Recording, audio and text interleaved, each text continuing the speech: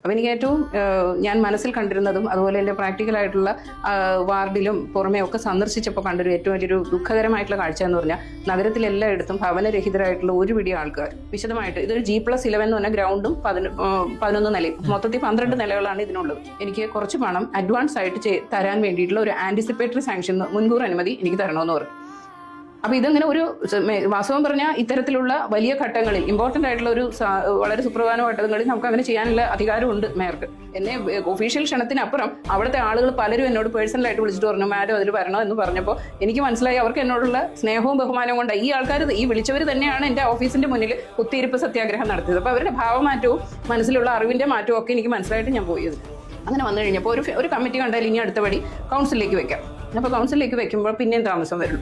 അപ്പോൾ അദ്ദേഹം പറഞ്ഞു, ഇനി ആയല്ലോ, കമ്മിറ്റി കണ്ടു, കമ്മിറ്റിയിൽ എതിർപ്പുണ്ടെങ്കിൽ അവിടുന്ന് രേഖപ്പെടുത്തിയെങ്കിൽ ഓക്കെ, അവിടെ വന്നിട്ട് നിങ്ങളത് ഓവർ റൂൾ ചെയ്യണം. അപ്പോൾ ശരി, ഇത് ചെയ്യാമെന്ന് പറഞ്ഞപ്പോൾ ഞാൻ ഉടനെ ആൻറ്റിസിപ്പേറ്ററി സാങ്ഷൻ കൊടുത്തു. ഇത് ആ ആൻറ്റിസിപ്പേറ്ററി സാങ്ഷൻ പിന്നീട് ഭയങ്കര ചലഞ്ചിങ് ആയിട്ടുള്ള സിറ്റുവേഷൻസിൽ കൗൺസിലിൽ വന്നപ്പോൾ അത് എനിക്കെതിരായിട്ട് അതൊരു വലിയ തെറ്റാണ് ഞാൻ ചെയ്തത് എന്നുള്ള രൂപത്തിൽ വലിയ വിവാദമാക്കുകയും ഈ പണി മുന്നോട്ട് കൊണ്ടുപോകാൻ അത് വലിയതായിട്ട് എനിക്ക് തടസ്സം നേരിടുകയൊക്കെ ചെയ്തു. അതിൻ്റെ പേരിലാണ് ഈ പറയുന്ന ആക്ഷേപത്തിൻ്റെ ഏറ്റവും കൂടുതൽ ഞാൻ അനുഭവിച്ചത്. നമസ്കാരം. ഇന്ന് നമ്മളോടൊപ്പം ഉള്ളത് കൊച്ചിയുടെ മുൻ മേയർ ശ്രീമതി സൗമിനി ജെയിനാണ്. കൊച്ചിയിലെ സാധാരണക്കാർ സൗമിനി ജെയിനെ മേയറെ എന്ന് വിളിക്കുമ്പോൾ LDFകാരും വിളിച്ചത് മേയർ റേ എന്നാണ്. അതിന് കാരണം 400ഓളം സാധാരണ മനുഷ്യർക്ക്, ചേരി നിവാസികൾക്ക് വീടൊരുക്കി കൊടുത്ത, മഴ നനയാതെ, മഞ്ഞു കൊള്ളാതെ, വെയിൽ കൊള്ളാതെ കിടന്നുറങ്ങാൻ ഒരു കിടപ്പാടം ഉണ്ടാക്കി കൊടുത്തതിൻ്റെ പേരിൽ, റേ പദ്ധതിയുടെ പേരിൽ ആക്ഷേപത്തിന് വിധേയമാക്കപ്പെട്ട മേയറാണ് സൗമിനി ജെയിൻ. രാജീവ് ഗാന്ധി ആവാസ് യോജനയിൽപ്പെടുത്തി തുരുത്തി ഫ്ലാറ്റ് സമുച്ചയത്തിൻ്റെ നിർമ്മാണത്തിൻ്റെ ഘട്ടങ്ങളിലൊക്കെ വലിയ ആക്ഷേപങ്ങൾക്ക്, അന്നത്തെ LDFൻ്റെ പ്രതിപക്ഷത്തിൻ്റെ വലിയ സമരങ്ങൾക്ക്, ആക്ഷേപങ്ങൾക്കൊക്കെ വിധേയമാക്കപ്പെട്ട മേയർ സൗമിനി ജെയിന് നമ്മളോട് പറയാനുള്ളത് നമുക്ക് കേൾക്കാം. ചേച്ചി, ഈ റേ പദ്ധതിയുമായി ബന്ധപ്പെട്ട് അന്നത്തെ പത്രമാധ്യമങ്ങളിൽ വന്ന വലിയൊരു ആക്ഷേപമായിരുന്നു മേയർ റേ എന്നുള്ള ക്യാപ്ഷനിൽ. നമ്മൾ ഈ നഗരത്തിലെ മനുഷ്യരെ കാണുമ്പോൾ എല്ലാവരാലും കാണപ്പെടാതെ പോകുന്ന മനുഷ്യരായി ഈ ചേരി നിവാസികൾ. ഇങ്ങനെ അവഗണിക്കപ്പെട്ട മനുഷ്യർക്ക് വീടൊരുക്കി കൊടുക്കാൻ കൊണ്ടുവന്ന ഈ പദ്ധതിയുടെ പേരിൽ വല്ലാതെ ആക്ഷേപിക്കപ്പെട്ട ഒരു മേയറാണ് സൗമിനി ജെയിൻ. എന്താ അന്ന് തോന്നിയത്? ഈ ഒരു മേയർ പദവി ഏറ്റെടുത്തപ്പോൾ എൻ്റെ അടുത്ത് പത്രക്കാരും അതുപോലെ മാധ്യമ പ്രവർത്തകരൊക്കെ ചോദിച്ചു, എന്താണ് കൊച്ചിയുടെ വികസന കാഴ്ചപ്പാടിൽ ഏറ്റവും പ്രധാനപ്പെട്ടതായിട്ട് നിങ്ങൾക്ക് തോന്നുന്നതെന്ന് ചോദിച്ചു. അപ്പോൾ എനിക്ക് ഏറ്റവും ഞാൻ മനസ്സിൽ കണ്ടിരുന്നതും അതുപോലെ എൻ്റെ പ്രാക്ടിക്കലായിട്ടുള്ള വാർഡിലും പുറമേ ഒക്കെ സന്ദർശിച്ചപ്പോൾ കണ്ടൊരു ഏറ്റവും വലിയൊരു ദുഃഖകരമായിട്ടുള്ള കാഴ്ച എന്ന് പറഞ്ഞാൽ നഗരത്തിലെല്ലായിടത്തും ഭവനരഹിതരായിട്ടുള്ള ഒരു പിടി ആൾക്കാർ. ഓരോ ഡിവിഷൻ വെച്ച് തന്നെ അത്തരത്തിൽ ജോലിയില്ല, ഭവനമില്ല, താമസിക്കാനും ഒന്നും ഒരു സൗകര്യങ്ങളില്ലാതെ വളരെ ബുദ്ധിമുട്ടുന്ന പാവപ്പെട്ടവരായിട്ട് തീരെ താഴേക്കിടയിലുള്ള ഒരു കൂട്ടം വോയിസ്ലെസ് ആയിട്ടുള്ള ആൾക്കാരെ ഞാൻ നേരിട്ട് കാണാനിടയായി. വാസ്തവം പറഞ്ഞാൽ കൊച്ചി എന്നുള്ളൊരു നഗരത്തെപ്പറ്റി നമ്മൾ സംസാരിക്കുമ്പോൾ അങ്ങനെ ഒരു വിഭാഗം ഇത്ര അധികം ഇവിടെ ഉണ്ടെന്നുള്ളത് നമുക്കറിയാൻ പറ്റില്ല. ഈ ഒരു പൊതുപ്രവർത്തനത്തിലേക്ക് വന്നേ പിന്നെയാണ് വാസ്തവം പറഞ്ഞാൽ ഇത്ര വലിയൊരു ദുഃഖകരമായിട്ടുള്ളൊരു മുഖം തന്നെ കൊച്ചിയുടെ ഞാൻ കാണാനിടയത്. അതുകൊണ്ട് തന്നെ ഭവനരഹിതരായിട്ടുള്ള ആളുകളെ നിശേഷം ഇല്ലാതാക്കുക, അതായത് അവർക്ക് ഭവനങ്ങൾ വെച്ചു കൊടുത്തുകൊണ്ട് അവരുടെ പട്ടിണിയിൽ നിന്ന് അവരെ ഉയർത്തുക എന്നുള്ളൊരു സ്വപ്നമാണ് എൻ്റെ ഏറ്റവും വലിയ സ്വപ്നമെന്ന് ഞാനന്ന് സംസാരിച്ചപ്പോൾ പറയണ്ടേ. നമ്മൾ വെറുതെ ഒരു സംസാരത്തിൽ പറയാനുള്ളതല്ലല്ലോ ഒരു കൊച്ചിയെക്കുറിച്ചൊരു മേയറുടെ കാഴ്ചപ്പാട്. അതുകൊണ്ട് തന്നെ ഞാൻ അതിനു വേണ്ടിയിട്ടുള്ളൊരു ശ്രമവും ആരംഭിച്ചിട്ടുണ്ടായിരുന്നു. അപ്പോൾ എനിക്ക് മുൻപിൽ മേയറായിരുന്ന ശ്രീ ടോണി ചമ്മണി, അദ്ദേഹം അതിൻ്റെ ഒരു തുടക്കം കുറിച്ചൊരു പദ്ധതിയായിരുന്നു റേ എന്ന് പറഞ്ഞ രാജീവ് ആവാസ് യോജന എന്നുള്ള കേന്ദ്ര സർക്കാർ പദ്ധതിയിൽ ഉൾപ്പെട്ടിട്ടുള്ള ഭവന നിർമ്മാണത്തിന് വേണ്ടിയിട്ടുള്ള ഒരു പ്രാരംഭം. തുരുത്തി എന്ന് പറയുന്ന നിരവധി കുടുംബങ്ങൾ, കഷ്ടപ്പാടിൽ ജീവിച്ചുകൊണ്ടിരുന്ന ചേരി നിവാസികളെ അവരെ പുനരധിവസിപ്പിക്കുക എന്നുള്ള പദ്ധതി അദ്ദേഹത്തിൻ്റെ കാലഘട്ടത്തിൽ തുടക്കം കുറിച്ചിട്ടുണ്ടായിരുന്നു. അത് 2013 ഇതിൻ്റെ ഒരു തുടക്കം ഉണ്ടായിരുന്നത്. ആ 2013 ഇതിനു വേണ്ടിയിട്ടുള്ള ഫണ്ടുകൾ അലോട്ട് ചെയ്യാനായിട്ട് താൽക്കാലികമായിട്ടുള്ള ഒരു എസ്റ്റിമേറ്റ് ഉണ്ടാക്കി അത് കേന്ദ്ര എന്നുവെച്ചാൽ ആ പദ്ധതി വൈൻഡപ്പ് ചെയ്യാൻ പോകുന്ന സമയത്താണ് കൊച്ചിയുടെ ഓപ്ഷൻ എന്താണെന്നുള്ളത് പറയാനായിട്ടുള്ള അവസരം നമ്മൾ വിനിയോഗിച്ചത്. അപ്പോൾ ആ ഒരു സമയത്ത് നമ്മൾ പക്ക എസ്റ്റിമേറ്റ് അല്ല, ഒരു സാധാരണ ഒരു എസ്റ്റിമേറ്റ്, അതായത് തൽക്കാലം ഈ പദ്ധതി ഞങ്ങൾ ഉദ്ദേശിക്കുന്നുണ്ടെന്ന് കാണിച്ചുകൊണ്ട് 14.25 കോടി ഉറുപ്പിക ചെലവ് വരുന്ന ഒരു എസ്റ്റിമേറ്റ് തയ്യാറാക്കി സമർപ്പിക്കുകയും അത് പാസ്സായി വരികയും ചെയ്തു. ശേഷം ടെൻഡർ ചെയ്യാനുള്ള നടപടികൾക്ക് വേണ്ടി വർക്ക് പുരോഗമിച്ച് കഴിഞ്ഞപ്പോഴേക്കും ടെൻഡർ ഏറ്റെടുത്ത കരാറുകാരൻ, ഒന്നും രണ്ടും ടെൻഡർ ഞാൻ വിശദീകരിക്കുന്നില്ല അത്രയ്ക്ക്, ഏതായാലും അത് ഏറ്റെടുത്ത കരാറുകാരൻ 23% ചില്ലാനുമാണ് അതിനകത്ത് എക്സ്കലേഷൻ വെച്ചത്. അതായത് ടെൻഡറിനേക്കാൾ കവിഞ്ഞ് 23% കൂട്ടി അദ്ദേഹം വെച്ചു. കാരണം ഇത് പെട്ടെന്ന് ഉണ്ടാക്കിയെടുത്തൊരു എസ്റ്റിമേറ്റ് ആയതുകൊണ്ട് ഇതിനകത്ത് പലതും വിട്ടുപോയിട്ടുണ്ടെന്ന് ഒറ്റ നോട്ടത്തിൽ തന്നെ മനസ്സിലാവും. അപ്പോൾ ഇതിന് ഗവൺമെൻറ് സാങ്ഷൻ വേണം. ഓവറായിട്ട് ചെയ്ത് കഴിഞ്ഞാൽ അതിന് സർക്കാരിൻ്റെ സാങ്ഷന് വേണ്ടി വയ്ക്കുകയും ആ ഒരു സാങ്ഷൻ ലഭ്യമാവുകയും ചെയ്തു. അപ്പോൾ അതിനുശേഷം ഇദ്ദേഹം കാലങ്ങൾ പിന്നീട് മുന്നോട്ട് പോവുകയാണ്. അങ്ങനെ ആദ്യത്തെ ഘട്ടത്തിൽ ടോണിയുടെ സമയത്ത് ആദ്യത്തെ ടെൻഡർ ക്വാളിഫൈ ചെയ്യാതെ പോയിട്ടുണ്ടായിരുന്നു. വീണ്ടും വന്ന ടെൻഡർ തൊട്ടാണ് ഞാൻ ഇതിനകത്തേക്ക് ഇൻവോൾവ് ആവുന്നത് കൂടുതൽ. അങ്ങനെ രണ്ടാമത്തെ ടെൻഡറിൽ അത് ഓക്കെ ആക്കി അതിൻ്റെ എസ്റ്റിമേറ്റ് എല്ലാം ഓവറായിട്ടുള്ള എസ്റ്റിമേറ്റിനെല്ലാം സാങ്ഷൻ, ഗവൺമെൻറ് ഓർഡറും സാങ്ഷനും ഒക്കെ കിട്ടി. ബാക്കി നടപടികളിലേക്ക് കാര്യങ്ങൾ കൊണ്ടുപോയി കഴിഞ്ഞപ്പോൾ നമ്മൾ ഓരോ ഘട്ടത്തിലും വിശദമായിട്ട് ഇതൊരു G+11 എന്ന് പറഞ്ഞ ഗ്രൗണ്ടും 11 നിലയും, മൊത്തത്തിൽ 12 നിലകളാണ് ഇതിനുള്ളത്. അങ്ങനെ ഉള്ള ആ ഒരു കെട്ടിട സമുച്ചയത്തിന് വേണ്ടിയിട്ടുള്ള ബാക്കി വിശദമായിട്ടുള്ള ഓരോ ഫ്ലോറിലും വേണ്ട ആവശ്യമായിട്ടുള്ള സംവിധാനങ്ങൾ എല്ലാം ഒരുക്കിക്കൊണ്ട് ചെയ്തപ്പോൾ ഓരോ പ്രാവശ്യവും നമ്മുടെ ഒരു കെട്ടിട നിർമ്മാണം അല്ലെങ്കിൽ ഒരു പ്രവൃത്തി ചെയ്യുമ്പോൾ അതിൽ റിവിഷൻ ഓഫ് എസ്റ്റിമേറ്റ് വരും. ഏതെങ്കിലും ഐറ്റംസ് ഒക്കെ വിട്ടുപോയിട്ടുണ്ടാവുമല്ലോ. അങ്ങനെ പണി ആരംഭിച്ചു. അദ്ദേഹവുമായിട്ട് നമ്മൾ നിരന്തരം ഇങ്ങനെ മീറ്റിംഗ്സ് അറേഞ്ച് ചെയ്ത് ഏതെങ്കിലും ഒരു തരത്തിൽ ബ്ലോക്ക് ഉണ്ടാവുകയാണെങ്കിൽ ആ ബ്ലോക്ക് നീക്കം ചെയ്യാനും പണി നിലയ്ക്കാതെ പോകാൻ വേണ്ടിയിട്ടുള്ള എല്ലാ നടപടിയും എടുക്കുകയുണ്ടായി. അപ്പോൾ അങ്ങനെ പോയിക്കൊണ്ടിരിക്കുമ്പോൾ ഇതിനകത്തൊരു വിഷമം എന്താണെന്ന് വെച്ചാൽ ഗവൺമെൻറ് പ്രൊസീജിയറിൽ എപ്പോഴും നമ്മൾ പണം കിട്ടിക്കഴിഞ്ഞാൽ കണ്ടിന്യൂറ്റി അതിനകത്ത് ചിലപ്പോഴെങ്കിലും നഷ്ടപ്പെടും. കാരണം ഈ റിവൈസ്ഡ് എസ്റ്റിമേറ്റ് വരുമ്പോൾ അത് സർക്കാരിൻ്റെ അനുമതിക്ക് വേണ്ടിയിട്ട് എന്തുകൊണ്ട് റിവിഷൻ വന്നു എന്നുള്ള എക്സ്പ്ലനേഷൻസ് ഒക്കെ കാണിച്ച് ഈ റിവിഷൻ അംഗീകാരത്തിനൊക്കെ വേണ്ടിയിട്ട് സർക്കാർ തലത്തിൽ പോയിട്ട് വരണം. ആ സർക്കാരിലേക്ക് പോകും മുമ്പ് ഇത് കമ്മിറ്റി കാണണം, കൗൺസിൽ കാണണം, എന്നിട്ടേ ഗവൺമെൻറ്റിലേക്ക് അയക്കാൻ പറ്റുള്ളൂ. അപ്പോൾ ഇത്രയും സമയം അതിന് ടൈം എടുക്കും. ഒരു കമ്മിറ്റി നമ്മൾ ഫയൽ വന്ന ഉടനെ നടക്കണമെന്നില്ല, കൗൺസിലും അതേപോലെ തന്നെ. അപ്പോൾ ഈ കാലദൈർഘ്യം വന്നപ്പോൾ അതിനിടയിൽ ഈ പണി നിന്നു പോകുന്നതായി. കാരണം ഫയലിൻ്റെ അകത്ത് ഇവിടുന്നുള്ള എല്ലാ പ്രൊസീജിയേഴ്സും കഴിഞ്ഞ് അങ്ങോട്ട് അയച്ചാലും ഗവൺമെൻറ്റിൽ അയക്കുന്നതിനെല്ലാം പെട്ടെന്ന് സാങ്ഷൻ കിട്ടില്ല. പ്രത്യേകിച്ച് നമുക്കൊരു അനുകൂല സാഹചര്യം ഇല്ലാത്തൊരു സന്ദർഭം കൂടിയാണ്. അങ്ങനെ വരുമ്പോൾ ഇതിന് കാലതാമസം നേരിടുമെന്ന് മനസ്സിലായപ്പോൾ കരാറുകാരൻ എന്നെ കാണാൻ വന്നു. വാസ്തവത്തിൽ ആ കരാറുകാരനെ ആദ്യമായിട്ട് ഞാൻ നേരിൽ കാണുന്നത് അദ്ദേഹത്തെ അന്നാണ്. കാരണം നമ്മൾ ഈ എൻജിനീയറിംഗ് ടീമും അതുപോലെ കരാറിൻ്റെ ഒരു റെപ്രസെൻറ്റേറ്റീവുമായിട്ടാണ് ഈ മീറ്റിംഗ്സ് ഹോൾഡ് ചെയ്യുമ്പോൾ സംസാരിക്കാറ്. അദ്ദേഹം ഒരു ലെറ്ററൊക്കെ കൊണ്ടുവന്നിട്ട് എൻ്റെ അടുത്ത് പറഞ്ഞു, എനിക്കിങ്ങനെ കുറേ പണം കിട്ടാനുണ്ട്. അതായത് അദ്ദേഹം ചെയ്ത് തീർത്ത ജോലി വരേക്കുള്ള പണം അങ്ങോട്ട് കിട്ടാനുണ്ട്. അത് നിൽക്കട്ടെ, അതെൻ്റെ ഹോൾഡ് ചെയ്തിട്ട് എനിക്ക് തൽക്കാലം ഈ വർക്ക് നിന്ന് പോകാതിരിക്കാൻ എനിക്ക് കുറച്ച് പണം അഡ്വാൻസ് ആയിട്ട് തരാൻ വേണ്ടിയിട്ടുള്ള ഒരു ആൻറ്റിസിപ്പേറ്ററി സാങ്ഷൻ, മുൻകൂർ അനുമതി എനിക്ക് തരണമെന്ന് പറഞ്ഞു. അപ്പോൾ ഇതെങ്ങനെ ഒരു വാസ്തവം പറഞ്ഞാൽ ഇത്തരത്തിലുള്ള വലിയ ഘട്ടങ്ങളിൽ ഇമ്പോർട്ടൻ്റ് ആയിട്ടുള്ള ഒരു വളരെ സുപ്രധാന ഘട്ടങ്ങളിൽ നമുക്ക് അങ്ങനെ ചെയ്യാനുള്ള അധികാരമുണ്ട് മേയർക്ക്. പക്ഷെ അത് വിനിയോഗിക്കേണ്ട എന്ന് വിചാരിച്ചിട്ട് ഞാൻ ഈ ലെറ്റർ കിട്ടിയ താമസം അദ്ദേഹത്തെ പറഞ്ഞ് മനസ്സിലാക്കി. ഇങ്ങനെ ഇത് വലിയ തുകയാണ് നിങ്ങൾ ചോദിക്കുന്നത്. 94 ലക്ഷം രൂപയാണ് ഇദ്ദേഹം ആവശ്യപ്പെടുന്നത്. കാരണമുണ്ട്. കാരണം പണി നിന്ന് പോകാന്ന് വെച്ചാൽ അദ്ദേഹം ഇവിടുത്തെ ഇപ്പം നിങ്ങൾക്കറിയാം ഇവിടുത്തെ വർക്ക് സർക്കംസ്റ്റൻസിൽ ഇവിടുത്തെ മലയാളികളൊന്നും അല്ല വർക്കിന് വരുന്നത്, അവരെല്ലാവരും ബംഗാളികളൊക്കെയാണ്. അങ്ങനെ മറുനാട്ടിൽ നിന്ന് കൊണ്ടുവന്നിരിക്കുന്ന ഒരു ടീം ഓഫ് വർക്കേഴ്സിനെ അദ്ദേഹം ഇങ്ങനെ താമസിപ്പിച്ച് ഭക്ഷണവും ചിലവൊക്കെ കൊടുത്തുകൊണ്ടിരിക്കുക. അവർ പണിയില്ലാണ്ട് എത്ര ദിവസം നിൽക്കും? ഈ റിവിഷൻ കഴിഞ്ഞ് വരണവരെയാണ്. കരാറുകാരൻ്റെ തെറ്റല്ലല്ലോ. അതാണ് അദ്ദേഹം പറയുന്നത്, ന്യായമായിട്ടുള്ള കാര്യമാണ്. അങ്ങനെ വന്നപ്പോൾ ഇത് ഫിനാൻസ് കമ്മിറ്റിയിൽ ഇതിൻ്റെ അപ്രൂവൽസിന് വേണ്ടിയിട്ട് പരിശോധിച്ചിട്ട് അപ്രൂവലിന് വേണ്ടി അജണ്ട സഹിതം സമർപ്പിക്കുക എന്ന് ഞാൻ സൂപ്രണ്ടിങ് എഞ്ചിനീയർക്ക് എഴുതി വിട്ടു. കാരണം സൂപ്രണ്ടിങ് എഞ്ചിനീയർ വേണം ഇതിൻ്റെ ന്യായീകരണങ്ങളോ അല്ലെങ്കിൽ എന്തുകൊണ്ട് ഇത് ആവശ്യപ്പെടണോ എന്നുള്ളതിനെക്കുറിച്ചുള്ള റിപ്പോർട്ട് സമർപ്പിച്ചിട്ട് വേണം ഫിനാൻസിൽ വരാൻ. അത് ഫിനാൻസിൽ വരികയും ഫിനാൻസിൽ 2 ഭാഗത്തുള്ള അംഗങ്ങളും ഉണ്ട്. ആരും ഒരു തരത്തിലുള്ള അനുകൂലമായിട്ടുള്ള റിപ്പോർട്ടാണ് സൂപ്രണ്ടിങ് എഞ്ചിനീയർ കൊടുത്തത്. അതിൻ്റെ അടിസ്ഥാനത്തിൽ അവർ വീണ്ടും അവരെയൊക്കെ കമ്മിറ്റിയിൽ വിളിച്ചു വരുത്തി എല്ലാ കാര്യങ്ങളും വിശദമായിട്ട് സംസാരിച്ച് മനസ്സിലാക്കി ആരുടെ എതിർപ്പില്ലാണ്ട് ഇത് സാങ്ഷൻ ചെയ്തു വന്നു.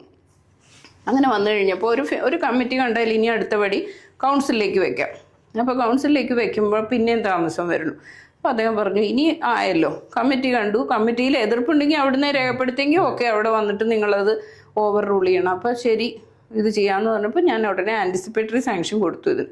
ആ ആൻറ്റിസിപ്പേറ്ററി സാങ്ഷൻ പിന്നീട് ഭയങ്കര ചലഞ്ചിങ് ആയിട്ടുള്ള സിറ്റുവേഷൻസിൽ കൗൺസിലിൽ വന്നപ്പോൾ അത് എനിക്കെതിരായിട്ട് അതൊരു വലിയ തെറ്റാണ് ഞാൻ ചെയ്തത് എന്നുള്ള രൂപത്തിൽ വലിയ വിവാദമാക്കുകയും ഈ പണി മുന്നോട്ട് കൊണ്ടുപോകാൻ അത് വലിയതായിട്ട് എനിക്ക് തടസ്സം നേരിടുകയൊക്കെ ചെയ്തു. അതിൻ്റെ പേരിലാണ് ഈ പറയുന്ന ആക്ഷേപത്തിൻ്റെ ഏറ്റവും കൂടുതൽ ഞാൻ അനുഭവിച്ചത്.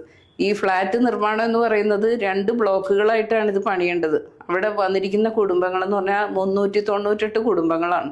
അത്രയും ഫാമിലീസ് ഇതും പ്രതീക്ഷിച്ചിരിക്കുക. ഈ സംഭവങ്ങളുടെ ഇടയിൽ വേറൊരു തമാശ ഉണ്ടായത് എന്താണെന്ന് വെച്ചാൽ ഈ ആളുകൾക്ക് അക്ഷരാഭ്യാസം ഇല്ലാത്ത പാവങ്ങളായിട്ടുള്ള ആൾക്കാരാണ്.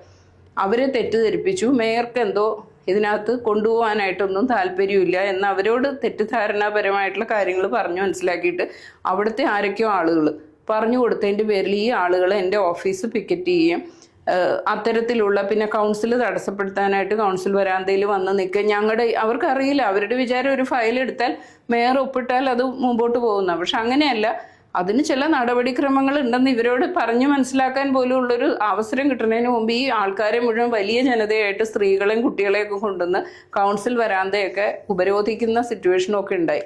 അപ്പോൾ അതൊക്കെ ഓരോ തവണയും വാർത്ത വരുമ്പോൾ വാർത്തയിൽ ഇതിൻ്റെ സത്യാവസ്ഥയില്ല, കാണുന്ന കാഴ്ചയാണ് വാർത്ത. അങ്ങനെ വരുന്നു, കൗൺസിലിൽ ഇവരാക്ഷേപിക്കുന്നു, അവർ കൊണ്ടിരുന്ന പ്ലക്കാർഡിൽ മേയർ ഇത് കൊണ്ടുപോകുന്നില്ല, മേയർ മോശമായിട്ട് ഇതിനെ കൈകാര്യം ചെയ്യുന്നു എന്നൊക്കെയുള്ള പ്ലക്കാർഡുകളിലെ വിവരങ്ങളാണ് പത്രവാർത്തയായിട്ട് വരുന്നത്. അപ്പോൾ അതൊരു ആളുകൾക്കും പൊതുവെ പത്രം വായിക്കുന്നവർക്കും അത് വലിയ ആക്ഷേപമായിട്ടും. അതായത് CPM എടുത്ത് 2 പണിയാണ്. ആ പ്രദേശത്തുള്ള ചേരി നിവാസികളെ കൊണ്ട് അവരുടെ പ്രോജക്റ്റ് വൈകുന്നത് മേയർ കാരണം കൊണ്ടാണെന്ന് തെറ്റിദ്ധരിപ്പിച്ച് സമരം ചെയ്യിപ്പിക്കുന്നു. മറുവശത്ത് ഈ പ്രോജക്റ്റ് വേഗത്തിലാകാൻ വേണ്ടിയിട്ട് ഭരണപരമായി തീരുമാനമെടുത്തതിന്റെ പേരിൽ അഴിമതി ചെയ്തു എന്നുള്ള ആക്ഷേപം CPM കൗൺസിലിൽ ഉന്നയിക്കുന്നു. ഒരേ സമയം 2 രീതിയിൽ വേട്ടയാടാൻ ശ്രമിച്ചു. 2 രീതിയിലും. അത് പിന്നെ ഒരു കാര്യം, പ്രതിപക്ഷം എപ്പോഴും പ്രതിപക്ഷത്തിന്റെ രീതിയിലുള്ള അവരുടെ റോളുകൾ ചെയ്തുകൊണ്ടിരിക്കും. ഇത് ഒരുപാട് പ്രശ്നങ്ങളും ഈ ഒരു എനിക്ക് ആ പേരിലൊരു ഇരട്ടപ്പേര് പോലെ എന്നെ മേയറെ എന്ന് കൂട്ടി വിളിക്കുന്ന ഒരവസ്ഥ മനോവിഷമം ഉണ്ടായെന്നുള്ള വാസ്തവം. സൗമിനി ജെയിന് മേയറെ എന്ന് മാധ്യമങ്ങൾ ചാപ്പ കുത്തിയപ്പോഴും CPM അത് പ്രചരണ ആയുധമാക്കിയപ്പോഴും മനോവിഷമം ഉണ്ടായി.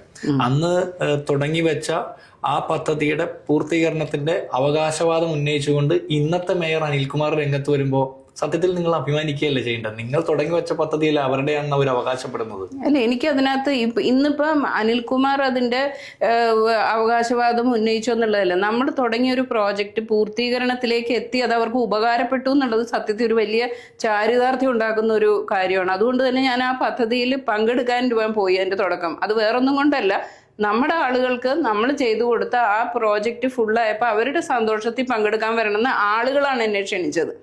എന്നെ ഒഫീഷ്യൽ ക്ഷണത്തിനപ്പുറം അവിടുത്തെ ആളുകൾ പലരും എന്നോട് പേഴ്സണലായിട്ട് വിളിച്ചിട്ട് പറഞ്ഞു മാഡം അതിൽ വരണോ എന്ന് പറഞ്ഞപ്പോൾ എനിക്ക് മനസ്സിലായി അവർക്ക് എന്നോടുള്ള സ്നേഹവും ബഹുമാനവും കൊണ്ട് ഈ ആൾക്കാർ ഈ വിളിച്ചവർ തന്നെയാണ് എൻ്റെ ഓഫീസിൻ്റെ മുന്നിൽ കുത്തിയിരിപ്പ് സത്യാഗ്രഹം നടത്തിയത്. അപ്പോൾ അവരുടെ ഭാവമാറ്റവും മനസ്സിലുള്ള അറിവിൻ്റെ മാറ്റവും ഒക്കെ എനിക്ക് മനസ്സിലായിട്ട് ഞാൻ പോയതിന്. ഞാനിപ്പോൾ ഇത്ര നേരം സംസാരിച്ചത് ഞാൻ ഒരു കാര്യം ശ്രദ്ധിച്ചത്, ചേച്ചിയുടെ കണ്ണ് നിറയുന്നുണ്ടായിരുന്നു. അതായത് നമ്മളെ ആക്ഷേപിച്ച ആളുകൾ ഈ കെ കരുണാകരന്റെ ഒരു ആത്മകഥയുണ്ട്. അതിൽ പറയുന്നത് നമ്മളെ ആക്ഷേപിച്ചവർ നമുക്ക് വേണ്ടി മുദ്രാവാക്യം വിളിക്കും, കല്ലെറിഞ്ഞവർ നമ്മളെ കൈകളിൽ എടുത്തുയർത്തും എന്ന്. അപ്പോൾ അത് ജീവിതത്തിൽ അനുഭവിച്ച ഒരാളാണ് താങ്കൾ. അപ്പോൾ ഇപ്പോൾ ഞാൻ സൗമിനി ജെയിനെ വിലയിരുത്തുന്നത് ഈ തുരുത്തിയുടെ ചരിത്രം തിരുത്തി ആ ഫ്ലാറ്റ് സമുച്ചയം കെട്ടിപ്പൊക്കുന്നതിൽ ആക്ഷേപങ്ങൾ നേരിട്ടിട്ടും ഭരണപരമായ തീരുമാനം ആർജവത്തോടെ എടുത്തു നടപ്പാക്കിയ സൗമിനി ജെയിൻ അതുകൊണ്ട് മാത്രമല്ല, കൊച്ചി നഗരത്തിലെ ആയിരക്കണക്കിന് മനുഷ്യർക്ക് സഹായകരമാകുന്ന രീതിയിലുള്ള പട്ടികജാതി ഹോസ്റ്റല്, അതുപോലെ തന്നെ ലിബ്ര ഹോട്ടൽ, ഷീ ലോഡ്ജ് ആയിട്ടൊക്കെ പിന്നീട് പരിവർത്തനം ചെയ്യപ്പെട്ടത്, അതുപോലെ തന്നെ സ്നേഹഭവൻ, അനാഥ കുട്ടികളുടെ അവരുടെ ആശ്രയം, ഇതെല്ലാം നടപ്പാക്കിയപ്പോൾ ഞാൻ മനസ്സിലാക്കുന്നത് കൊച്ചി നഗരത്തിൽ എല്ലാവരാലും കാണാതെ പോയ അവഗണിക്കപ്പെട്ട മനുഷ്യർക്ക് അഭയകേന്ദ്രമായ ഒരു മേയറാണ്. അപ്പോൾ ഈ സ്നേഹഭവനെ കുറിച്ചിട്ട് എന്താ പറയാനുള്ളത്? സ്നേഹഭവനും എല്ലാ കഥകളും നമ്മുടെ മുഖ്യമന്ത്രി പറഞ്ഞ പോലെ തന്നെ എല്ലാ ഫയലിൻ്റെ പുറകിലൊരു ജീവിതം എന്ന് പറഞ്ഞ പോലെ എല്ലാ ഫയലിൻ്റെ പുറകിലൊരു കഥയുമുണ്ട്. ഈ കഥയെന്ന് പറയുന്നത് വളരെ വലിയ കഥയാണ്. വാസ്തവം പറഞ്ഞാൽ അത് നടപ്പാക്കി വന്നു കഴിഞ്ഞാൽ അത് ചാലുവായി കഴിഞ്ഞാൽ നമുക്ക് മുമ്പോട്ട് കൊണ്ടുപോകാൻ പറ്റും. പക്ഷേ അതേസമയം അതൊന്നും ആക്കാനുള്ള ലോഞ്ചിങ് ട്രബിൾസ് ഉണ്ടല്ലോ, അതാണ് ഒരു ഗവൺമെൻറ് പ്രോജക്റ്റ് നടപ്പാക്കുമ്പോഴുള്ള ഏറ്റവും വലിയ ബുദ്ധിമുട്ട്. പക്ഷേ എനിക്കിന്നിപ്പോൾ നിങ്ങൾ സംസാരിച്ചപ്പോൾ കണ്ണു നിറയുന്നു എന്ന് പറഞ്ഞത് എൻ്റെ ഒരു ആത്മസംതൃപ്തിയുടെ സൂചനയാണത്. എനിക്കത് ചെയ്യാൻ സാധിച്ചല്ലോ. വെറൊരു സ്ത്രീ, ഒരു വീട്ടമ്മയായിട്ടുള്ളൊരു സ്ത്രീ ഒരു കസേരയിൽ ഇരിക്കുമ്പോൾ ആൾക്കാരുടെ ഡിമാൻഡും പ്രതീക്ഷയും അവർക്ക് നടത്തി കൊടുക്കാൻ സാധിച്ചല്ലോ എന്നുള്ളൊരു ആത്മവിശ്വാസവും സന്തോഷവും കൊണ്ടാണ് എനിക്ക് ആ ഒരു ഫീലിംഗ് വരണത്. ഈ സ്നേഹഭവനെ സംബന്ധിച്ചിടത്തോളം, സ്നേഹഭവൻ ഇതേപോലെ തന്നെ ഒരു വോയിസ്ലെസ് ആയിട്ടുള്ള ഗ്രൂപ്പിൻ്റെ വലിയ ആവശ്യമായിരുന്നു. നമ്മുടെ സ്ഥലമാണ്, അച്ഛന്മാരാണ്, ഡോൺ ബോസ്കോൻ്റെ അച്ഛന്മാരാണ് അത് വർഷങ്ങളായിട്ട് ആദ്യകാലം മുതൽ അത് ഏറ്റെടുത്ത് നടത്തുന്നത്. അവിടെ ഒരു പഴയ കെട്ടിടങ്ങളാണ്, അതിൻ്റെ അകത്തൊരു 3-4 ബിൽഡിങ്സ് ഉണ്ട്. എല്ലാം വളരെ വെരി ഓൾഡ് ബിൽഡിങ്സ് ആണത്. അത് പിന്നീടുള്ള സമയങ്ങളിൽ ചെറുകിട മെയിൻ്റനൻസും എല്ലാം ചെയ്തിട്ടുണ്ടോയെന്ന് എനിക്കറിയില്ല. ഞാൻ വരുമ്പോഴേക്കും അത് വളരെ ജീർണിച്ച അവസ്ഥയിലായിരുന്നു. അപ്പോൾ അച്ഛന്മാരെപ്പോഴും വന്ന് നമ്മളുടെ അടുത്ത് വന്ന് ഇതിൻ്റെ കാര്യങ്ങളും പരാതിയും പരിഭവവും ഒക്കെ പറയും. അതിനു വേണ്ടിയിട്ട് ഞാൻ വർക്ക്സ് കമ്മിറ്റിയിലിരിക്കും. അതായത് ഈ ടോണി ചെമ്മണി മേയറായിരുന്ന സമയത്ത് തന്നെ ഇവർ ഇതിൽ വന്ന് അവിടുത്തെ ഒരു ജോ ഫെർണാണ്ടസ് കമ്പനിയുടെ അച്ഛനൊക്കെ ഉണ്ട്. അച്ഛൻ എപ്പോഴും വന്നിട്ട് ഈ കാര്യങ്ങളൊക്കെ പറയാറുണ്ട്. അപ്പോൾ അന്ന് മുതൽ പറയുമ്പോൾ അതിനെ ഒരു ചെറിയ ചില്ലറ ഒരു അതിർത്തി കയ്യേറ്റമായിട്ട് ബന്ധപ്പെട്ടിട്ട് അപ്പുറത്തുള്ള ഒരു ഫ്ലാറ്റുമായിട്ട് ബന്ധപ്പെട്ടൊരു ചെറിയ കേസൊക്കെ ഉണ്ട്. അപ്പോൾ ഇതെല്ലാം ക്ലിയർ ചെയ്യണം എന്നൊക്കെ പറഞ്ഞ് ഇങ്ങനെ പോവുകയും ചെയ്യുമായിരുന്നു. അങ്ങനെ ഇരിക്കെ പിന്നെ മുമ്പോട്ട് പോയി ഞാൻ മേയറായ സമയത്ത് ഇതിൻ്റെ വർക്ക് ചെയ്യണം എന്നൊക്കെ പറഞ്ഞിട്ട് അതിൻ്റെ എന്തോ ഒരു സ്റ്റാർട്ടിങ് അന്നേരം തുടങ്ങിയിട്ടുമുണ്ട്.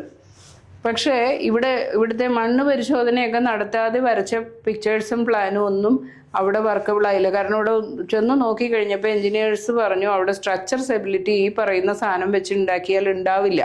നമുക്ക് ബ്രഹ്മപുരത്തൊക്കെ അങ്ങനെ നോക്കാത്തതിൻ്റെ ഒരു ദുരനുഭവം ഉള്ളതാണ്. അപ്പോൾ അതുകൊണ്ട് നമ്മളിവിടെ മണ്ണ് പരിശോധന ശരിക്കും നടത്തണം, അതിൽ പറ്റിയ രീതിയിലുള്ള സ്ട്രക്ചർ തന്നെ വെക്കണമെന്നൊക്കെ പറഞ്ഞ് നമ്മൾ അതിന് വേണ്ടിയിട്ട് IITയെ ചുമതലപ്പെടുത്തി NITയെ അതിനുവേണ്ടി ചുമതലപ്പെടുത്തി അവരുടെ ടീം വന്നിട്ട് പരിശോധിച്ച് അവരതിൻ്റെ പ്ലാനും സ്ട്രക്ചറും ഒക്കെ വരച്ച് തന്ന് അതിങ്ങനെ മുമ്പോട്ട് കൊണ്ടുപോയിക്കൊണ്ടിരിക്കുകയാണ്. അങ്ങനെ ഇരിക്കുമ്പോൾ ഒരു മഴക്കാലത്ത് ഒരു ദിവസം പെട്ടെന്നുണ്ടായ ഒരു പെരുമഴയത്ത് അതിൻ്റെ ഒരു ഭാഗം കൊളാപ്സ് ചെയ്തു. വാസ്തവനെ അവിടെ കുട്ടികൾ കിടന്നുറങ്ങും ഏറ്റവും കൂടുതൽ ഉപയോഗിക്കുകയും ചെയ്യുന്ന സ്ഥലങ്ങളാണ്. 200-250 കുട്ടികൾ അവിടെ ഉണ്ട്. അന്ന് എന്തോ ഭാഗ്യം കൊണ്ട് പകൽ സമയത്ത് ഇത് സംഭവിച്ചപ്പോൾ കുട്ടികളെല്ലാവരും സ്കൂളിലായിരുന്നു. ഒരാൾ പോലും ആ കെട്ടിടത്തിൽ ഉണ്ടായിരുന്നില്ല. അതുകൊണ്ട് മാത്രം ജീവഹാനി ഇല്ലാണ്ട് അന്ന് ആ ഒരു പ്രശ്നം വലിയ ആ തരത്തിൽ അതിൽ നിന്ന് നമ്മൾ എസ്കേപ്പ് ചെയ്തു എന്ന് വേണം പറയാനായിട്ട്. പക്ഷേ അതിനുശേഷം അപ്പം തന്നെ എൻജിനീയറിംഗ് ടീമിനെ വിട്ട് അപ്പോഴേക്കും നമ്മൾ അതിൻ്റെ ബാക്കി സാങ്ഷൻസ് ഒക്കെ എടുത്തു. ഈ NITയുടെ പ്ലാനൊക്കെ പാസ്സാക്കി റെഡിയാക്കി വെച്ചേക്കാൻ. അന്ന് അവിടെ ഉണ്ടായിരുന്ന ഒരു AE പുതിയതായിട്ട് ട്രാൻസ്ഫറായി വന്നത്, അങ്ങേര് കുറച്ച് ആ പുള്ളിയുടെ പേര് ഞാൻ മറന്നു വരും, അബ്ദുൾ മുഹമ്മദ് എന്തോ ഒരു പേര് ഞാൻ പോയത്. ആ പുള്ളിയുടെ ഒരു കഴിവുകൊണ്ട് പുള്ളി കുറച്ച് ഈ സീലിംഗ് ഹോൾഡ് ചെയ്യാനുള്ള ചില ഷോറിങ് ഷട്ടർ പോലത്തെ വസ്തുക്കളൊക്കെ വെച്ച് അതിനെ ഒന്ന് പിടിച്ചു നിർത്തി ബാക്കി വീഴാതിരിക്കാനായിട്ട്. അപ്പം തന്നെ അതിൻ്റെ അർജൻസി എല്ലാവർക്കും മനസ്സിലായി. ഇമ്മീഡിയറ്റ് ആയിട്ട് അതിൻ്റെ work as fast as I could അത് സ്റ്റാർട്ട് ചെയ്തു. അതിൽ ഇപ്പോൾ ഉള്ള കെട്ടിടത്തിൽ ഈ 250 പിള്ളേരെയും കയറ്റി കിടത്താവുന്ന രീതിയിൽ ഒരു 3 നില വലിയ ഫസ്റ്റ് ബ്ലോക്ക് നമ്മൾ പൂർണ്ണമായിട്ട് പണി തീർത്ത്. അതും കുറേ ബുദ്ധിമുട്ടുകളുണ്ടായി. എന്നാലും അതിനെയും ഓരോ ഘട്ടത്തിലും നമ്മൾ അതെല്ലാം മീറ്റിങ്ങിലൂടെയും അതുപോലെ അവിടുത്തെ കൗൺസിലറെയും ഒക്കെ ഉൾപ്പെടുത്തിക്കൊണ്ട് കാര്യങ്ങൾ മുമ്പോട്ട് കൊണ്ടുപോയി. കരാറുകാരനെയൊക്കെ വിളിച്ച് വലിയ കർശനമായിട്ടൊക്കെ സംസാരിക്കേണ്ടി വന്നു. ഏതായാലും ആ പണി പൂർത്തീകരിച്ച് അവർക്ക് ഹാൻഡ് ഓവർ ചെയ്തിട്ടാണ് വന്നത്. പക്ഷേ ഇതൊന്നും വേറൊരു കാര്യം പറയാം, നമുക്ക് മീഡിയ പബ്ലിസിറ്റിയും PR വർക്കും അതുപോലത്തെ ഇടപാടുകളൊന്നും ഉണ്ടായിരുന്നില്ല. പിന്നെ ഇതിന് വലിയ ചെണ്ടകൊട്ടും ആഘോഷമൊന്നും ഉണ്ടായിരുന്നില്ല. അന്ന് അതങ്ങനെ വലുതായിട്ട് ഞാൻ കണ്ടിരുന്നില്ല. വാസ്തവത്തിൽ ഒരു മേയറോ അല്ലെങ്കിൽ ഒരു ഇത്തരത്തിലുള്ള പൊസിഷനിൽ വരുന്ന ആൾ ചെയ്യുന്ന വർക്കുകൾ അവരുടെ കടമയാണെന്നാണ് ഞാൻ വിശ്വസിക്കുന്നത്. അല്ലാണ്ട് അതൊരു നമ്മുടെ പ്രൊപ്പഗാൻഡയുടെ ഒരു ഭാഗമല്ലെന്ന് ഞാൻ അന്ന് വിശ്വസിച്ചിരുന്നില്ല.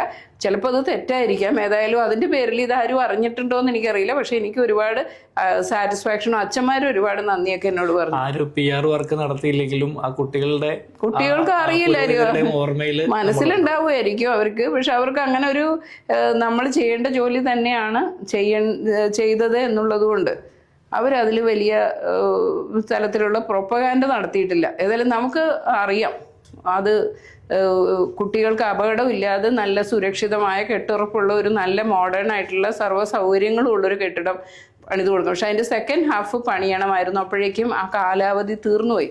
ആ സെക്കൻഡ് ഹാഫ് ഇന്നും പഴയ ആ അടുക്കളയും പെരയും ഓടിട്ട ഭാഗമൊക്കെ ആയിട്ട് നിലകൊള്ളുകയാണ്. അത് ചെയ്യാതെ പോയത് എന്താണെന്ന് എനിക്ക് അറിഞ്ഞൂടാ. അതിനെന്തോ ഫണ്ട് നീക്കി വെച്ചിട്ട് ഞാൻ അച്ഛനോട് 1-2 പ്രാവശ്യം ചോദിച്ചു. എന്ന് വെച്ചാൽ എൻ്റെ ഒരു ഇൻട്രസ്റ്റ് അപ്പോഴും നിലനിൽക്കുന്നുണ്ട്. പല പരിപാടിക്കും പിന്നീടും ഫാദേഴ്സ് എന്നെ വിളിക്കുമായിരുന്നു. അപ്പം ഞാൻ ചെല്ലുമ്പോൾ പറഞ്ഞു അതിനെന്തോ ഫണ്ടൊക്കെ നീക്കി വെച്ചിട്ടുണ്ട്, ഉടനടി തുടങ്ങുന്നതാണ് കേൾക്കണേ. പക്ഷെ ഒന്നും ആയിട്ടില്ല. 5 വർഷമായിട്ട് ഒരു കട്ട പോലും കയറ്റി കെട്ടി അവിടെ ഒന്നും ഇപ്പം നിലവിലൊന്നുമില്ല. പഴയതൊക്കെ തന്നെ ഉള്ളൂ. അതിൽ ഈ പട്ടികജാതി ഹോസ്റ്റലിനെ കുറിച്ചിട്ടുള്ള ഓർമ്മകൾ എങ്ങനെയാണ്? അതും പട്ടികജാതി ഹോസ്റ്റലിനെ കുറിച്ചാണെങ്കിൽ അത് കുറേ കാലം കൊണ്ട് തുടങ്ങി കുറച്ചൊക്കെ വർക്കായിട്ട് അതും എപ്പോഴും പല കാര്യങ്ങളും പുരോഗമിച്ചു വരുമ്പോൾ ഇതിനകത്ത് ചിലപ്പോൾ അയൽവക്കത്തുകാരുടെ ഭാഗത്തു നിന്നായിരിക്കാം, ചിലപ്പോൾ വേറെ ഏതെങ്കിലും പ്രാദേശിക പ്രശ്നങ്ങളൊക്കെ കൊണ്ട് അത് നിന്നു പോകും. ഈ നിന്ന് പോണത് നടത്തിക്കുക എന്നുള്ളതാണ് വാസ്തവത്തിൽ നമ്മുടെ ഒരു ടാസ്ക്. നിന്ന് പോകാതെ നടത്തിക്കുക.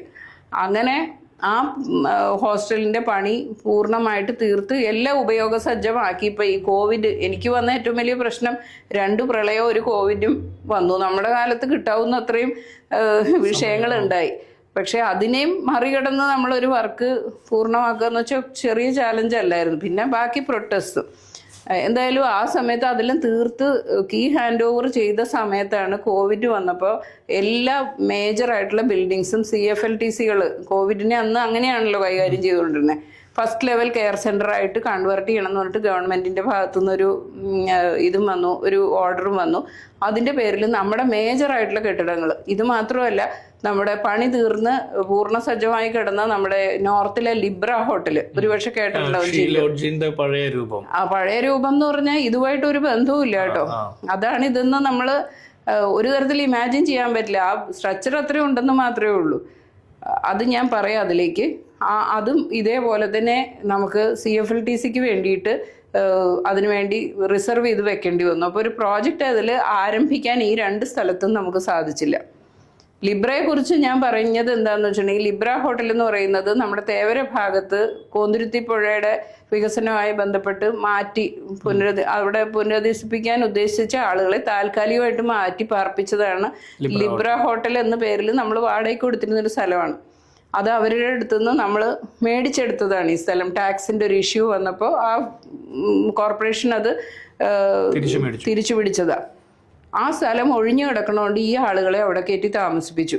അത് താമസിപ്പിച്ചു എന്നല്ലാണ്ട് പിന്നെ അവിടെ ആരെങ്കിലും ഉണ്ടോ, എന്താ അവരുടെ ആവശ്യങ്ങൾ എന്താ, അതൊന്നും പിന്നെ ആരും തിരിഞ്ഞു നോക്കിയില്ല. കുറേ വർഷങ്ങളോളം ഇവരിങ്ങനെ നിന്നു. ആ നിൽപ്പിൻ്റെ ഇടയിൽ അവരിൽ പലരും മരിച്ചുപോയി. അതിൽ കുട്ടികളൊക്കെ വലുതായി, കല്യാണം കഴിച്ച് മക്കളൊക്കെ ആയി. അങ്ങനെ അവർ തന്നെ ആ ഹോട്ടൽ പല സ്ഥലവും കയ്യേറി, ഒരു മുറി കൊടുത്തവർ അടുത്ത മുറികളെല്ലാം വോളൊക്കെ പൊളിച്ചു മാറ്റി, അങ്ങനെയൊക്കെ അവർ പലതരത്തിൽ ഷേപ്പൊക്കെ ഓൾട്ടർ ചെയ്ത് അവിടെ താമസിച്ചു. പക്ഷേ ഇവരൊക്കെ പാവങ്ങളായതുകൊണ്ട് അവർക്ക് അവിടുത്തെ സെപ്റ്റി ടാങ്ക് നന്നാക്കാനോ എന്തെങ്കിലും ഒരു മെയിൻ്റനൻസ് ചെയ്യാനോ ഉള്ള കാശില്ലായിരുന്നു. അവരതൊന്നും ചെയ്തുമില്ല. അപ്പോൾ വളരെ പരിതാപകരമായിട്ട് അത് പറഞ്ഞുകൊണ്ട് പിന്നെ അവർ സമരം ചെയ്യാൻ തുടങ്ങി. ഈ വൃത്തികേടിൽ ഞങ്ങൾ കിടക്കുകയാണ്, ഇവിടുത്തെ സെപ്റ്റി ടാങ്ക് പൊട്ടിയൊലിക്കുകയാണ്, മഴ വന്നാൽ താഴോട്ട് ആ നോർത്ത് ഭാഗത്തൊക്കെ നല്ല വെള്ളം കയറുമായിരുന്നെന്ന്. അതിലാണ് ഞങ്ങൾ ഈ ഹോട്ടലിൻ്റെ കോമ്പൗണ്ടിലൊക്കെ കയറുമായിരുന്നു. അപ്പോൾ ഇതെല്ലാം കൂടി മിക്സ് ചെയ്ത സാധനമാണ് പൈപ്പിൽ കൂടി ഞങ്ങൾക്ക് കയറി വരുന്നത്, ഞങ്ങൾക്ക് രോഗം പിടിക്കുന്നതൊക്കെ പറഞ്ഞിട്ട് വലിയ പ്രശ്നമായിരുന്നു. അങ്ങനെ വന്നപ്പോൾ ടോണിയുടെ സമയത്താണ് ഈ ആളുകളെ വിളിച്ച് ഇവരെ ടോണി അതിന് വലിയൊരു നടപടി സ്വീകരിച്ചു. അദ്ദേഹം ഇവരെ വിളിച്ചു വരുത്തി ഓരോരുത്തർക്കും ആവശ്യമായിട്ടുള്ള പുനരധിവാസ പാക്കേജ് പദ്ധതി പ്രകാരം അവർക്ക് പണവും സ്ഥലവും ഒക്കെ വാങ്ങി അവരെ എല്ലാവർക്കും സാറ്റിസ്ഫൈഡ് ആയിട്ട് അവർ പോയി. അവസാനത്തെ ദിവസത്തെ പാർട്ടി അതിന് ശേഷമൊക്കെ വീണ്ടും നമ്മുടെ പാർക്ക് ഉദ്ഘാടനത്തിനൊക്കെ ഈ കൂട്ടരെ വിളിച്ചിരുന്നു. ഹാപ്പിയായിട്ട് തിരിച്ചു വന്നത്. എന്തായാലും അവരെ എല്ലാവരെയും അവിടുന്ന് മാറ്റി നീക്കം ചെയ്തു അദ്ദേഹം. എന്നിട്ട് ഈ കെട്ടിടം നമ്മുടെ തിരിച്ചെടുത്തു. അത് അപ്പോൾ അങ്ങനെ എടുത്തു കഴിഞ്ഞപ്പോൾ ആണ് ഇത് വളരെ മോശപ്പെട്ട കണ്ടീഷനിലാണ് കിടക്കണേ. അദ്ദേഹത്തിൻ്റെ കാലാവധി അതോടുകൂടി അവസാനിപ്പിച്ചു. അത് കഴിഞ്ഞ് വീണ്ടും ഞാൻ വന്നു കഴിഞ്ഞപ്പോൾ ഇത് പിന്നെയും ഇത് ഇങ്ങനെ പൊട്ടി ഒലിച്ചിട്ട് സറൗണ്ടിങ്സിലൊക്കെ പ്രോബ്ലമായി. അപ്പോൾ അയൽവക്കത്തുകാരുടെയൊക്കെ പരാതിയൊക്കെ വന്നു കഴിഞ്ഞപ്പോൾ നമ്മളുടെ ജനകീയ ആസൂത്രണത്തിൻ്റെ ഫണ്ട് എടുത്തിട്ട് ഈ കെട്ടിടം ഒരു 2,30,00,000 രൂപ മറ്റാണ് ആദ്യഘട്ടം വകയിരുത്തിയത്. ഇതിൻ്റെ എല്ലാം ഫുള്ളായിട്ട് ഓൾട്ടർ ചെയ്ത് മനോഹരമാക്കി മാറ്റാനും അവിടുത്തെ എല്ലാ കേടുപാടുകൾ തീർത്ത് ഇതൊരു ഒരു കോൺസെപ്റ്റ് അന്ന് ടോണിയുടെ സമയത്ത് ബജറ്റിൽ വെച്ചിരുന്നു. വനിതാ ഹോസ്റ്റൽ എന്ന് പറഞ്ഞിട്ടൊരു കോൺസെപ്റ്റ്. അപ്പോൾ പട്ടികജാതി ഹോസ്റ്റൽ നമുക്ക് വേറെയുണ്ട്, പട്ടികജാതി വനിതകൾക്ക്. അപ്പോൾ ഇതിനെ ഒരു പട്ടികജാതി മാത്രമാക്കേണ്ട, വനിതകൾക്ക് ഇവിടെ വന്നാൽ സുരക്ഷിതമായിട്ട് ജീവിക്കാനുള്ളൊരു മിനിമം ആയിട്ടുള്ള വാടകയ്ക്കും സുരക്ഷിതത്വമുള്ളൊരു സ്ഥലം എന്നുള്ള രീതിയിലാണ് ഇതിനെ കൺവെർട്ട് ചെയ്യേണ്ടത്. അന്ന് കൗൺസിലിലും ബജറ്റിലും തീരുമാനം ഉണ്ടായിരുന്നു. ആ തീരുമാനപ്രകാരം ആക്കാൻ വേണ്ടിയിട്ടാണ് ഇതിന് ഇത്രയും പണിയൊക്കെ എടുത്ത് കറക്റ്റ് ചെയ്തത്. പക്ഷെ ഇതും CFLTC ആക്കി മാറ്റേണ്ടി വന്നു. എല്ലാം ചെയ്ത് പെയിന്റ് അടിച്ച് കുട്ടപ്പനായിട്ടിരിക്കുന്ന ആ സ്ഥലം അതേപടി നമുക്ക് ക്ലോസ് ചെയ്ത് വെക്കേണ്ടി വന്നു റിസർവ്ഡ് ആയിട്ട്. പല സ്ഥലങ്ങളും നമ്മളിങ്ങനെ കുറച്ച് വരും, അകലത്തിലും കിടക്കണമല്ലോ ഓരോരുത്തർ. അപ്പൊ അങ്ങനെയൊക്കെ നിൽക്കേണ്ടി വരുന്നതുകൊണ്ട് കുറേ സ്പേസസ് ഉണ്ടെങ്കിലേ പറ്റുള്ളൂ. ഗവൺമെന്റിന്റെ ആളുകളുടെ ടീം തന്നെ വന്നിട്ട് നമ്മുടെ ഇവിടെയുള്ള എറണാകുളത്തെ സ്ഥലങ്ങൾ ഒന്നൊന്നായിട്ട് നമ്പർ ചെയ്ത് പോയിട്ടുണ്ടായിരുന്നു. അപ്പോൾ അതിൽ പെട്ടതുകൊണ്ട് നമുക്ക് ഇതിന് ഒരു ഘട്ട ചർച്ച വനിതാ ഹോസ്റ്റൽ നടത്താനായിട്ട് നമ്മൾ ഇവിടുത്തെ പ്രധാനപ്പെട്ട വനിതാ ഹോസ്റ്റൽ ഓൾറെഡി റൺ ചെയ്യുന്ന YWCA പോലത്തെ സ്ഥാപനങ്ങളുമായിട്ട് സംസാരിച്ചു വരവെയാണ് ഇത് നടന്നത്. അതുകൊണ്ട് അത് പ്രോജക്റ്റ് നടപ്പാക്കാൻ സാധിച്ചില്ല. പക്ഷെ പിന്നീട് വന്ന ഭരണസമിതി അത് എന്നിട്ട് ആ പൂട്ടിയിട്ട സ്ഥലം സമൃദ്ധി എന്നുള്ള പേരിൽ വേറൊരു രൂപാന്തരമാണ്. അതായത് വിശപ്പ് രഹിത കേരളം എന്നും പറഞ്ഞ് ഗവൺമെൻറ് കാണിച്ച ഒരു പദ്ധതി ഉണ്ടായിരുന്നു. അത് വിശദീകരിക്കാൻ അത് കോവിഡ് ടൈമിൽ വന്നൊരു പദ്ധതിയെ പേര് മാറ്റി സമൃദ്ധി എന്നുള്ള രീതിയിൽ ഹോട്ടൽ അവിടെ നടത്താൻ തുടങ്ങി. മോളിലുള്ളത് ഗവൺമെന്റിന്റെ തന്നെ ഷീ ലോഡ്ജ് പരമ്പര കേരളം മുഴുവൻ ഉണ്ട്. എല്ലാ ഹോസ്റ്റലുകളും ഒരേ മാതിരിയുള്ള രീതിയിൽ ഗവൺമെന്റിന്റെ ഹോസ്റ്റൽ, ആ ഹോസ്റ്റൽ പരമ്പരയിലല്ല നമ്മൾ കൗൺസിൽ തീരുമാനം എടുത്തത്. ഇത് ഇൻഡിവിജ്വലായിട്ട് കൊച്ചിൻ കോർപ്പറേഷന്റെ കീഴിൽ ഉള്ള ഒരു ഹോസ്റ്റൽ എന്നാണ് അന്ന് തീരുമാനം എടുത്തത്. ഏതായാലും ഷീ ലോഡ്ജ് പരമ്പരയിലേക്ക് മാറ്റി ഇതിനെ ആ രീതി കൊടുക്കുകയും ചെയ്തു. താഴത്തെ സ്പേസിൽ ഇപ്പൊ ഒരു ഹോട്ടലും ആരംഭിച്ചു. അതാണ് ഉണ്ടായത്. ഇപ്പൊ വിശപ്പ് രഹിത കേരളം എന്നുള്ള സംസ്ഥാന സർക്കാരിന്റെ പദ്ധതി കൊച്ചി നഗരത്തിൽ നടപ്പാക്കിയ മേയർ സൗമിനി ജെയിനാണ്. അത് പിന്നീട് ആളുകൾ പേര് മാറ്റിയാണ് പുതിയ പദ്ധതിയായിട്ട് അവകാശപ്പെടുന്നത്. ആയിരിക്കാം. കാരണം ഈ വിശപ്പ് രഹിത കേരളം വന്നത് എങ്ങനെയാന്ന് വെച്ചിട്ടുണ്ടെങ്കിൽ കോവിഡ് ടൈമിൽ എല്ലാം ലോക്ക്ഡൗൺ ആയിരുന്നു. നിങ്ങൾക്കറിയാലോ, അന്ന് നമുക്കൊന്നും ഒരു സാധനവും വാങ്ങിക്കാൻ ഒരു കട പോലും ഇല്ല. മരുന്നും അത്യാവശ്യ സാധനങ്ങളുടെ കടകൾ മാത്രം ഫിക്സഡ് ടൈം വെച്ച് ഓപ്പൺ ചെയ്യാന്നൊക്കെയായിരുന്നു അന്നത്തെ ഒരു സിറ്റുവേഷൻ. അങ്ങനെ വന്നു കഴിഞ്ഞപ്പോൾ നഗരത്തിൽ പാവങ്ങളായിട്ട് ഒന്നുമില്ലാണ്ട് നടക്കുന്ന ആൾക്കാർക്ക് ഒരു ഹോട്ടൽ ഭക്ഷണത്തെ ആശ്രയിച്ചിരുന്നവർക്ക് അതും കിട്ടാനുള്ള മാർഗവുമില്ല. അപ്പോൾ അങ്ങനെ വന്നപ്പോൾ ഈ ഏറ്റവും പൂവറസ്റ്റ് ആയിട്ടുള്ള ആൾക്കാർക്ക് ഭക്ഷണം കൊടുക്കാനായിട്ട്, സൗജന്യ ഭക്ഷണം കൊടുക്കാനും, അതുപോലെ തന്നെ പണിക്കാരായിട്ട് വരുന്ന ആൾക്കാരുണ്ടല്ലോ, ഇവിടെ വർക്കേഴ്സായിട്ട് വരുന്ന ലേബർ ക്ലാസ്സിന് ആ ലെവലിൽ തീരെ പാവപ്പെട്ടായിട്ടുള്ള ആൾക്കാർക്ക് സൗജന്യ നിരക്കിൽ കൊടുക്കാനും ഉള്ളൊരു ഒരു പദ്ധതിയായിരുന്നു ഈ പറയുന്ന വിശപ്പ് രഹിതയിൽ. അതിനാണ് നമ്മൾ കമ്മ്യൂണിറ്റി കിച്ചൺ എന്ന് പറഞ്ഞിട്ട് അവിടെ കുടുംബശ്രീക്കാരുടെ സഹായത്തോടു കൂടി കമ്മ്യൂണിറ്റി കിച്ചണുകൾ ഓപ്പൺ ചെയ്ത്, എനിക്ക് തോന്നുന്നു പള്ളുരുത്തിയിലൊക്കെ 1000 ഊണ് വരെ ദിവസേന പോകുന്ന ഒരു സെന്റർ ഉണ്ടായിരുന്നു. അത് ഒരെണ്ണം മാത്രമല്ല, നിരവധിയുണ്ട്. ഒരു സെന്ററിൽ 1000 ഊണ് വരെ ഒരു ദിവസം ഉച്ച ഊണ് പോകുന്ന സ്ഥലങ്ങൾ. അത് പിന്നെ 4 നേരമൊക്കെ ആക്കി അഭയാർത്ഥി കേന്ദ്രങ്ങളൊക്കെ തുടങ്ങി വിശപ്പ് രഹിത കേന്ദ്രം വളരെയധികം വിപുലമായിട്ട് നടത്തിയിട്ടുണ്ടായിരുന്നു. അതിൻ്റെ പേരിൽ എനിക്കൊരു ചെറിയ അവാർഡും കിട്ടിയിട്ടുണ്ട് കേട്ടോ. ഇന്റർനാഷണൽ അവാർഡ് എനിക്ക് കിട്ടിയിട്ടുണ്ട് കോവിഡിൻ്റെ ആ സമയത്തെ പ്രവർത്തനത്തിന്. അതൊക്കെ വളരെ രഹസ്യമായിട്ട് ഇപ്പോഴും പേപ്പറുകളിൽ ചുരുങ്ങിയിരിക്കുകയാണ്.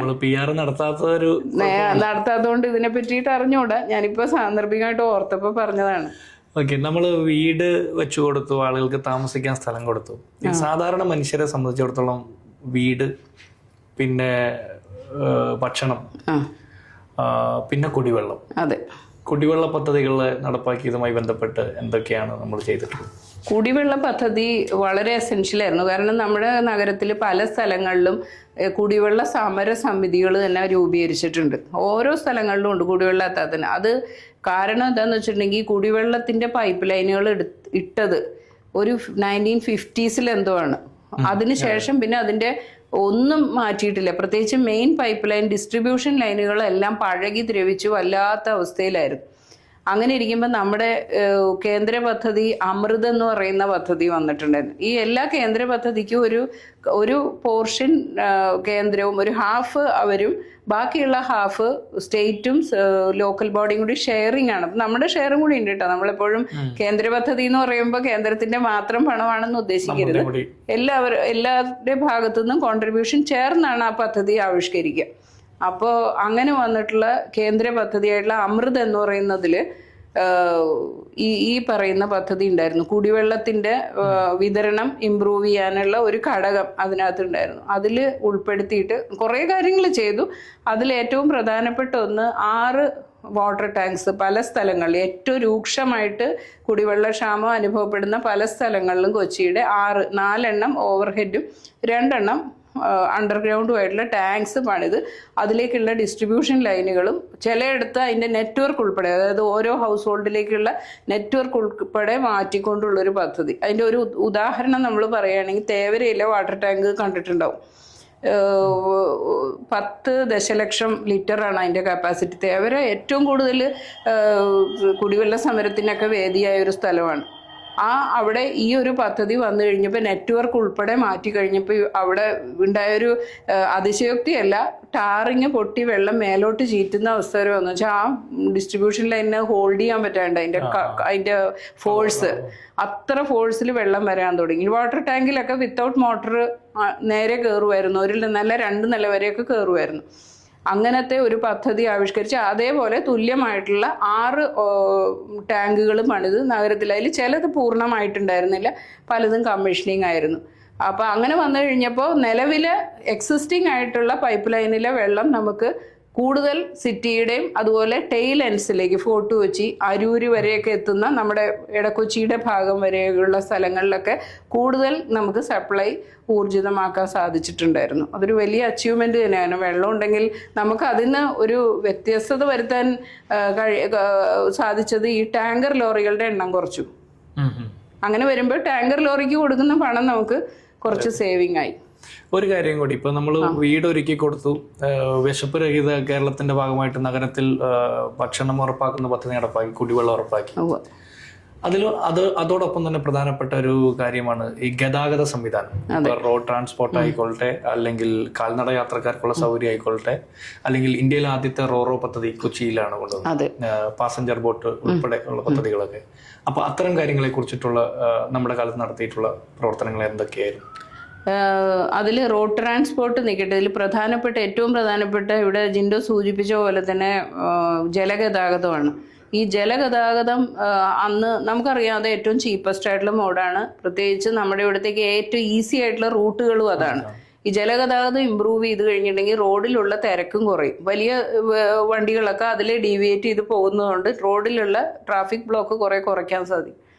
അതിലാദ്യത്തെ പദ്ധതി ടോണി ചമ്മണ്ടിയുടെ സമയത്ത് തന്നെയാണ് സ്റ്റാർട്ട് ചെയ്തത്. അദ്ദേഹത്തിൻ്റെ സമയത്ത് നമ്മൾ വൈപ്പിൻ ടു ഫോർട്ട് കൊച്ചി ഒരു ഏറ്റവും കൂടുതൽ ആളുകൾ സഞ്ചരിക്കുന്ന ആ റൂട്ടിലാണ് റോറോ എന്ന് പറയുന്ന സംവിധാനം ഒരുക്കിയത്. റോറോയിൽ നമ്മൾ അധികം പാസഞ്ചേഴ്സിനല്ല, ഗതാഗതമാണ് അതിനകത്തുകൂടി കയറി പോകുന്നത്. അപ്പോൾ അത് ഒരുക്കി അതിൻ്റെ തുടക്കം കുറിച്ചത് അദ്ദേഹമാണെങ്കിലും പിന്നീട് അതിൻ്റെ വർക്ക് പൂർണ്ണമായിട്ടും നടന്നത് ഞാനിരിക്കുന്ന കാലഘട്ടത്തിൽ വെച്ചാൽ ഒരു പ്രോജക്റ്റ് ആകുമ്പോൾ കണ്ടിന്യൂസ് ആണല്ലോ വർക്ക്, ഒരിക്കലും നിന്നു പോകരുത്. അങ്ങനെ അതിൻ്റെ ബാക്കി പൂർണ്ണമായിട്ടുള്ള ഭാഗങ്ങളും നമ്മൾ പൂർത്തീകരിച്ച് അത് നാടിനായി സമർപ്പിച്ചത് ബഹുമാനപ്പെട്ട ഇപ്പോഴത്തെ മുഖ്യമന്ത്രി തന്നെയാണ് വന്നത് സമർപ്പിച്ചത്. അതിനെ ചൊല്ലിയും കുറേ വിവാദങ്ങളൊക്കെ ഉണ്ടാക്കി. കുറച്ചു കാലം അത് നിർത്തിവെക്കാനൊക്കെയുള്ള ശ്രമങ്ങളുണ്ടായി, വലിയ കേസൊക്കെ ആയി. അതിലെന്തോ ഫിറ്റ്നസ് ഇല്ല, അങ്ങനെയില്ല. വാസ്തവം പറഞ്ഞിട്ടുണ്ടെങ്കിൽ അത് ഓടിക്കാനായിട്ട് കഴിവുള്ള ആൾക്കാർ ഇവിടെ ഉണ്ടായിരുന്നില്ല, അതിന് പറ്റിയ ഡ്രൈവേഴ്സ് ഉണ്ടായിരുന്നില്ല. അതിനെ മാസ്റ്റർ ഡ്രൈവർ എന്നാണ് പറയുന്നത്. ആ ഒരു ട്രെയിനിങ് കിട്ടിയ, പ്രത്യേകിച്ച് ഫോർട്ട് കൊച്ചി വൈപ്പിൻ എന്ന് പറയുമ്പോൾ നാച്ചുറലായിട്ടുള്ള കറണ്ടിനെ കട്ട് ചെയ്തിട്ടാണ് പോണത്. കറണ്ടിന് അതിന് പാരലായിട്ട് പോവുകയാണെങ്കിൽ ഇത്രയും ബുദ്ധിമുട്ടില്ല. ഇത് കട്ട് ചെയ്ത് പോകുമ്പോൾ വളരെ വൈദഗ്ധ്യമുള്ള ആൾ ഓടിച്ചാൽ മാത്രമേ അത് 2 കരയിലേക്കും, ഇത് ഭയങ്കര പവർഫുൾ ആയിട്ടുള്ള എൻജിനാണ്.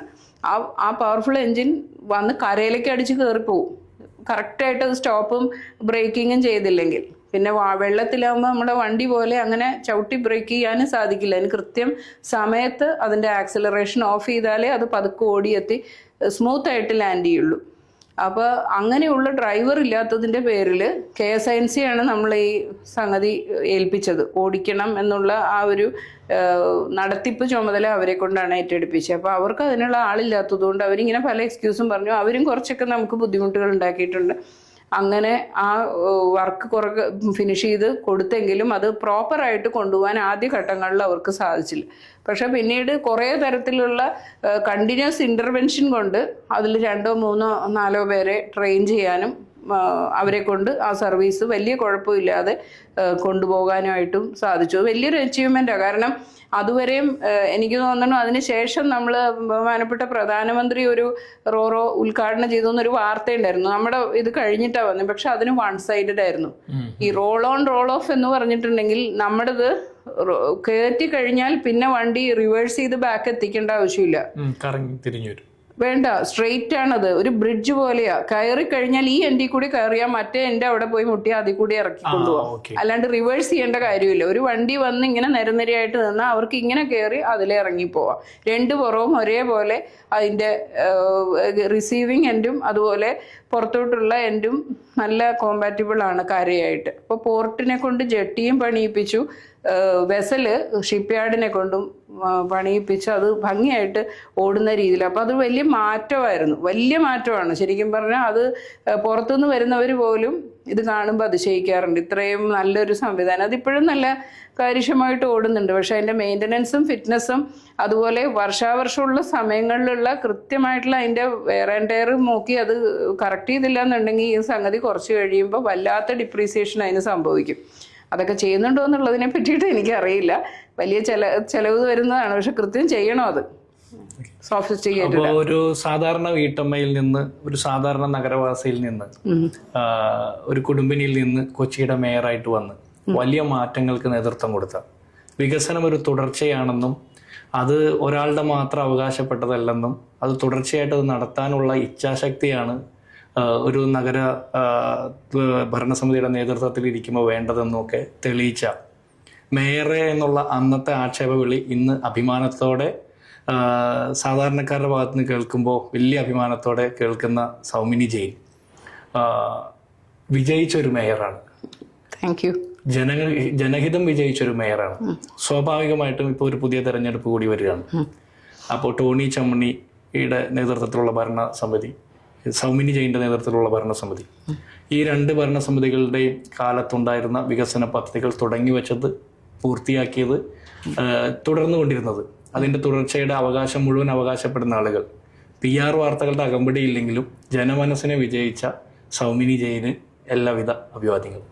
Thank you so much. ഇത് തന്നെ ആയിരിക്കണം വികസനം. ഒരിക്കലും വികസനം ഒരാളുടെ ഒരു കഴിവിനെ ഹൈലൈറ്റ് ചെയ്യാനല്ല, അല്ലെങ്കിൽ അയാളെ വലുതായിട്ട് പ്രൊജക്റ്റ് ചെയ്യാനല്ല ഉപയോഗിക്കേണ്ടത്. ജനങ്ങളുടെ അഭിലാഷം എത്ര കണ്ട് നമുക്ക് സാധിക്കാനാവുമോ അത് ചെയ്യുക. അതിന് വേണ്ടിയിട്ട് ഹാർഡ് വർക്ക് ചെയ്യുക. There is no easy route to hard work. അങ്ങനെ വിശ്വസിക്കുന്ന ഒരാളാണ്. അത് ചെയ്യാൻ തയ്യാറുള്ള മനസ്സാണെങ്കിൽ ഏതൊരു വീട്ടമ്മയ്ക്കും വിജയിക്കാൻ സാധിക്കും. ഇച്ഛാശക്തി കൊണ്ട് വിജയിച്ച ഒരു വീട്ടമ്മയാണ് സൗമിനി ജെയിൻ.